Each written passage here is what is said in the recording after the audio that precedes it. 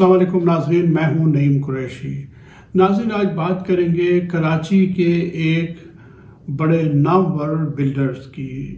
Saima builders کا نام کسی کے لیے بھی نیا نہیں ہے، ہر آدمی سائمہ بلڈرز کے نام سے واقف ہے۔ یہ ایک بہت بڑی کنسٹرکشن کمپنی ہے۔ انہوں نے کراچی میں سینکڑوں پروجیکٹس کمپلیٹ کر کے لوگوں کے حوالے کیے ہیں، اور یہ کمرشل مالز بھی بناتے ہیں، یہ ریزیڈینشل فلیٹس بھی بناتے ہیں، اور ان کا بڑا نام ہے۔ اس کے مالک جو تھے وہ سلیم ذکی صاحب تھے، جن کا انتقال جو ہے وہ 6 نومبر 2018 کو ہو گیا، اور اب ان کے خاندان میں جائیداد کے مسئلے پر ایک تنازعہ کھڑا ہو گیا ہے۔ ویسے تو جائیداد کا تنازعہ جو ہے وہ ایک ذاتی معاملہ ہے، لیکن اس معاملے میں ہم ویڈیو اس لیے کر رہے ہیں کہ ہم کراچی کے لوگوں کو آگاہ کرنا چاہتے ہیں جنہوں نے ان کے پروجیکٹس میں اربوں روپے کی انویسٹمنٹ کی ہوئی ہے۔ ایشو یہ ہے کہ سلیم ذکی صاحب کی 2 بیویاں ہیں، اور پہلی بیوی جو ہیں ان کا نام عذرا سلیم ہے۔ ان کے ایک بیٹے ہیں ذیشان ذکی، جو کہ اپنے والد کے ساتھ کاروبار میں تھے، وہ بھی اب ایک مشہور شخصیت ہیں۔ ان کی 4 بہنیں ہیں۔ دوسری بیوی جو ہیں وہ نسیمہ خاتون صاحبہ ہیں۔ ان کے 2 بیٹے ہیں، احسن سلیم اور محسن سلیم۔ نسیمہ خاتون جو کہ دوسری بیوی ہیں، انہوں نے اپنے دونوں بیٹوں کے ساتھ مل کر سندھ ہائی کورٹ میں ایک اپلیکیشن دائر کی ہے۔ انہوں نے ایک مقدمہ دائر کیا ہے اپنے ستیلے بیٹے ذیشان سلیم کے خلاف۔ انہوں نے کہا کہ سلیم ذکی صاحب کے انتقال کے بعد ذیشان ذکی نے جو ہے وہ تمام جائیداد پر قبضہ کر لیا ہے۔ جتنے پروجیکٹ زیر تعمیر تھے ان سب پہ ان کا قبضہ ہو گیا ہے، اور انہوں نے کہا کہ جو بھی اثاثے ہیں سلیم ذکی صاحب کے، ان کی منصفانہ تقسیم کی جائے۔ بنیادی طور پہ ان کا یہ مقدمہ ہے۔ تفصیل میں انہوں نے یہ کہا ہے کہ 447 اراضی تھیں، جس میں سے 361 اراضی یا جو پلاٹس ہیں وہ ذیشان سلیم صاحب نے سلیم ذکی صاحب کے انتقال کے بعد اپنے نام پر منتقل کروا لی ہیں، جعل سازی کر کے۔ یہ ان کا کہنا ہے۔ اس کے علاوہ ان کا کہنا یہ ہے کہ 100 ارب روپے کی منصفانہ تقسیم کی جائے۔ اس کے علاوہ انہوں نے کہا ذیشان سلیم کے قبضے میں جو 10 گاڑیاں ہیں، 15 کروڑ روپے مالیت کے پرائز بانڈز ہیں، سونا، قیمتی گھڑیاں، 3 بینک اکاؤنٹس، 55 مکمل منصوبوں، 28 زیر تعمیر منصوبوں، 4 ابتدائی منصوبوں سمیت 8 بینک اکاؤنٹس، 4 لگژری فلیٹس، 1 ارب 60 کروڑ روپے کے شیئر کے علاوہ وہ کہتی ہیں 100 ارب روپے کی تقسیم منصفانہ کی جائے۔ پھر انہوں نے ذیشان سلیم صاحب پر ایک سنگین الزام یہ بھی لگایا ہے کہ وہ منی لانڈرنگ میں ملوث ہیں۔ اب صورت یہ ہے کہ بے شک وہ ایک بڑے بلڈر ہیں، اسی لیے کراچی کے تقریباً 4 لاکھ الاٹیز ان کے پروجیکٹس کے ہیں، جن کے اربوں خربوں ان کے پروجیکٹس میں لگے ہوئے ہیں۔ اب ہوا یہ ہے کہ اس درخواست کے نتیجے میں سندھ ہائی کورٹ نے ایک حکم امتناعی جاری کر دیا ہے۔ اس حکم امتناعی کے مطابق سلیم ذکی کی کسی بھی جائیداد کی منتقلی پر پابندی عائد کر دی گئی ہے، اور اس سلسلے میں صوبے کے محکمہ ریونیو اور رجسٹرار کو پابند کر دیا گیا ہے کہ کوئی منتقلی نہ ہو، اور ان کے اکاؤنٹس کو بھی منجمد کر دیا گیا ہے۔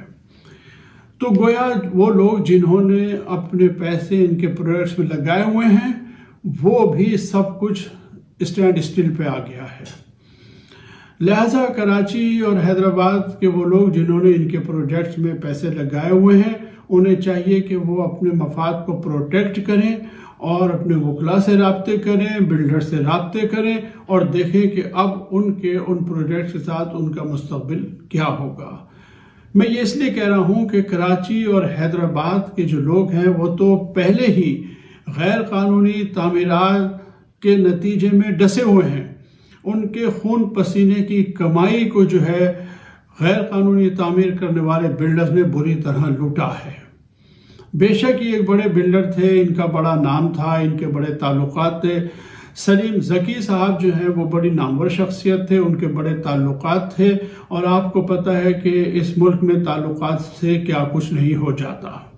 بے شک ان کے پروجیکٹس جو ہیں وہ بڑے تھے، لیگل بھی ہوں گے، لیکن بہت جگہوں پہ بلڈرز والے ہتھ کنڈے بھی استعمال ہوئے۔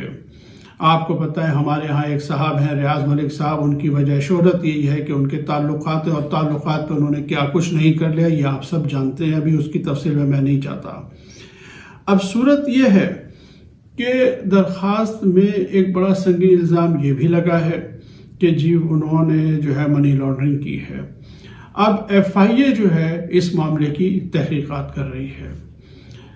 بڑے ہی چونکا دینے والا انکشاف یہ ہوا ایف آئی اے کی انویسٹیگیشن میں، انہوں نے جب ان کی ذیشان سلیم صاحب کی ٹریول ہسٹری چیک کی ہے تو بڑی دلچسپ چیز سامنے آئی ہے، اور وہ یہ ہے کہ 2018 کے بعد یعنی 19 20 21 آپ لگا لیں، پچھلے 3 سال میں انہوں نے تقریباً 220 وزٹ کیے ہیں، یعنی ایک سال میں 73 وزٹ انہوں نے پاکستان سے باہر کے کیے ہیں، جس میں ٹرکی کے بہت سارے وزٹ ہیں، قطر کے ہیں، انگلینڈ کے ہیں، امریکہ کے ہیں، دبئی کے ہیں، اور دنیا جہاں کے ان کے وزٹس ہیں۔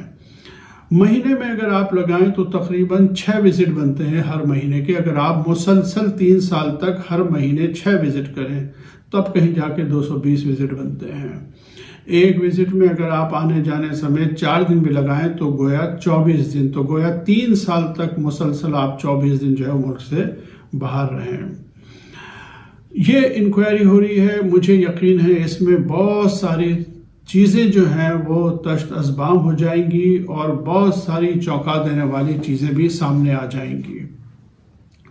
اب صورت یہ ہے کہ کراچی کے عوام سے میں یہی درخواست کروں گا، میں نے بار بار لوگوں سے یہی درخواست کی ہے کہ آپ کو یکجہتی کی ضرورت ہے، آپ کو اتحاد کی ضرورت ہے، آپ سیاسی جماعتوں کے جھانسے میں نہ آئیں، لوگ اپنی کمیٹیاں خود بنائیں اور غیر سیاسی لوگوں کو اپنے ساتھ ملانے کی کوشش کریں۔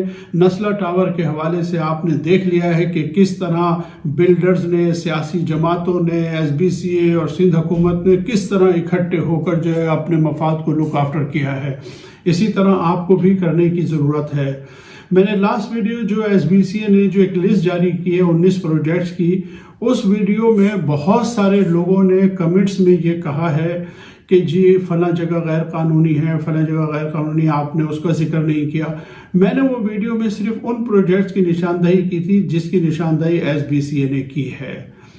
اب یہ ہے کہ میں نے انڈیویجول میں کسی کمنٹس کا جواب نہیں دے سکا، تو مہربانی کر کے کمنٹس میں جب آپ لکھیں تو جگہ وغیرہ کا نام ذرا وضاحت سے لکھیں تاکہ ہم ان کے بارے میں بھی کچھ کر سکیں۔ تو سائمہ بلڈر کے حوالے سے ابھی یہی پوزیشن ہے، میں اس پہ زیادہ بات کرنا نہیں چاہتا کیونکہ یہ ایک ذاتی نوعیت کا معاملہ ہے۔ دیکھیں قانون کیا راستہ اختیار کرتا ہے۔